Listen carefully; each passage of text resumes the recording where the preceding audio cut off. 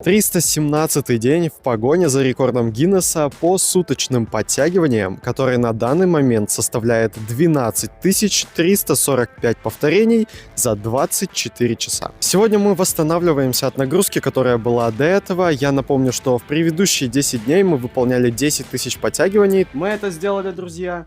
10 тысяч подтягиваний за 10 дней. А ведь когда-то мне придется делать все это за день.